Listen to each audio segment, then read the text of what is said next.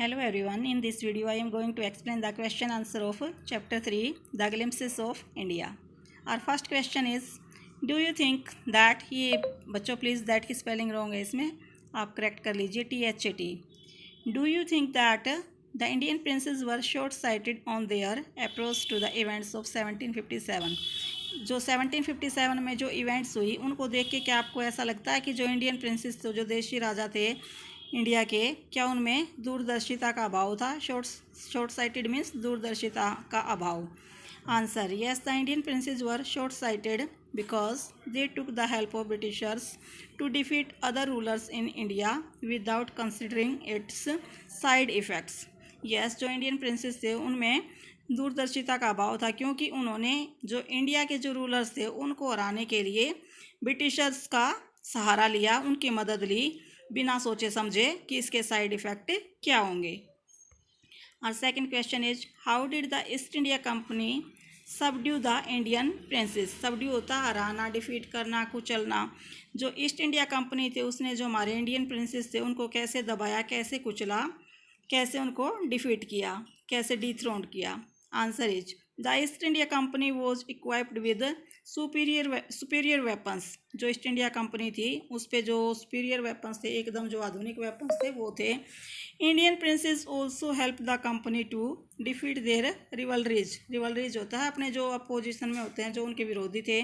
तो जो Indian princess थे उन्होंने भी अपने रिवलरीज मतलब विरोधियों को हराने के लिए ईस्ट इंडिया कंपनी का सहारा लिया. All these things give the company the power to subdue the Indian princes. और इन सभी जो कारण थे, इन्होंने जो कंपनी थी उसको इंडियंस जो प्रिंसेस थे उनको दबाने का, उनको कुचलने का, उनको हराने की पावर दी. Question number 3, quote the words used by Ram Mohan Roy to say that every religion teach the same. वो जो वर्ड्स आपको कोट करके बताने हैं टेक्स्ट से कि जो राजा राम मोहन राय ने कहे किस रिगार्डिंग.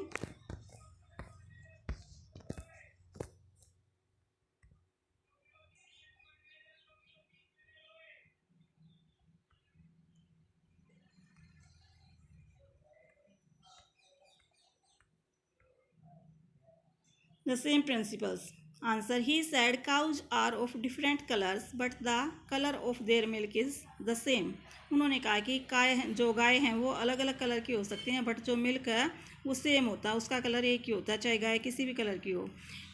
डिफरेंट टीचर्स, ये टीचर्स का जो है सही है यहाँ पे आएगा बच्चों, टीचर्स सही है. Teachers have different opinions but the essence of every religion is the same. जो एसेंस होता है मीन्स सारांश. तो इसी तरह जो सिमिलर, जिस तरह गाय किसी भी कलर की हो लेकिन उसके मिल्क का कलर एक ही होता है, वैसे ही जो डिफरेंट टीचर्स होते हैं उनके ओपिनियंस, विचार अलग अलग हो सकते हैं लेकिन सभी धर्मों का सार एक ही होता है.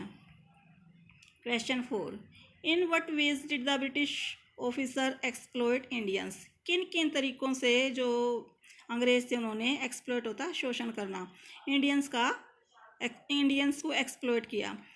Answer is, British exploited Indians in several ways. अलग अलग तरीक़ों से उन्होंने हमें एक्सप्लॉइट किया. Number 1, they subdued Indian princess with their superior weapons. सबसे पहले तो उन्होंने अपने जो सुपीरियर वेपन्स थे उनके द्वारा जो हमारे इंडियन प्रिंसेस थे उनको हराया. सेकेंड, इम्पोज आएगा IMPOSED. ये सभी करेक्ट कर लो. एक्सपोज को कट करके IMPOSED, imposed.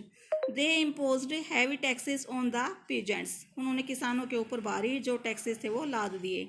Third is, English education produced clerks to whom the British gave petty jobs under them. जो इंग्लिश एजुकेशन उन्होंने स्टार्ट की लॉर्ड मैकाले ने, उसके द्वारा यहाँ पे हमारे सिर्फ क्लर्क पैदा हुए जो छोटी छोटी, जिनको वो छोटी छोटी जॉब देते थे.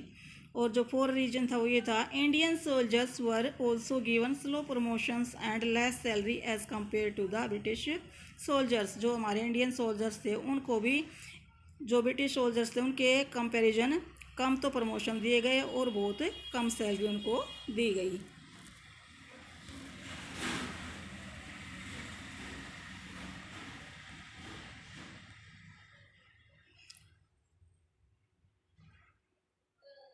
Our fifth question is, name these people, इन लोगों के हमें बात जो नेम है वो बताने हैं। द रूलर हु फोर्ट, ये रूलर की स्पेलिंग सॉरी RULER आएगा बच्चों। The ruler who fort pieced battles, ये पी है जो एक्स्ट्रा है ये पीस्ड।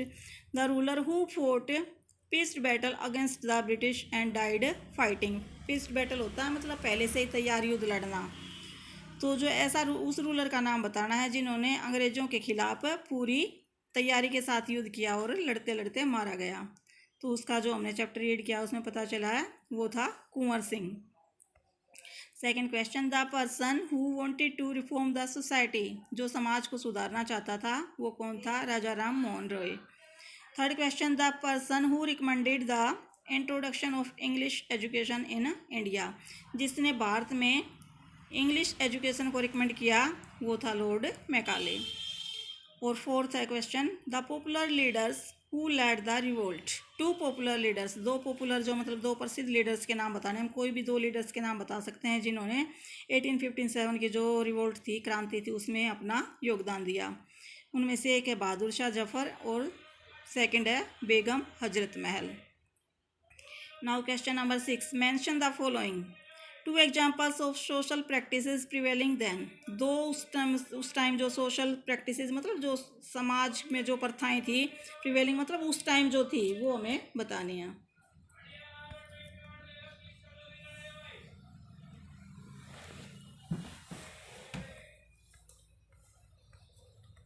उनमें से एक तो है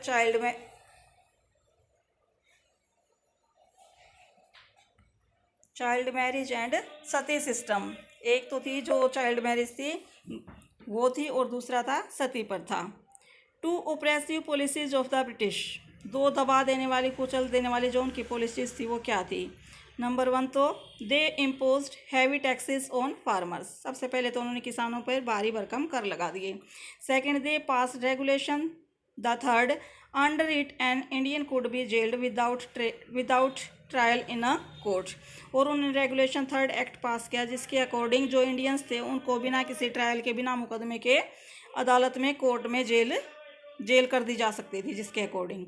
और थर्ड क्वेश्चन है two ways in which common people suffered, दो ऐसे बताओ तरीके जिनके द्वारा कॉमन पीपल ने सफ़र किया। Number 1, they have to pay heavy taxes to the British officers, एक तो उन्हें ब्रिटिश ऑफिसर्स को बहुत ज़्यादा कर देने पड़ते थे। सेकेंड है many landlords had lost their lands because of the British policies, और बहुत सारे जो लैंड के जो मालिक थे, लैंडलॉर्ड्स थे, उन्होंने ब्रिटिश पॉलिसीज़ के कारण अपनी जो ज़मीनें थी वो खो दी। Four question is 4 reasons for the discontent that led to the 1857 war of independence. हमें 4 रीजन्स बताने हैं डिसकंटेंट में असंतोष, जिसने 1857 का जो इंडिपेंडेंस वॉर था उसमें असंतोष पैदा किया लोगों के अंदर। Number 1, recovery of heavy taxes from the farmers, एक तो उन्होंने किसानों से भारी टैक्स लिए। सेकेंड है इंडियन सोल्जर्स वर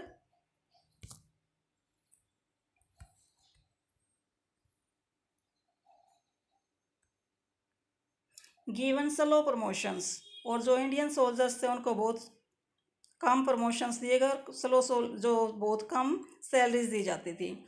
थर्ड है use of cows and pigs fat in bullets, और ऊपर से जो हमारे जो इंडियन सोल्जर्स थे वो जिन बुलेट्स को यूज़ करते थे उनके ऊपर काऊ और पिग की फैट मतलब चर्बी लगा दी गई जो हिंदुओं के धर्म के विरुद्ध थी।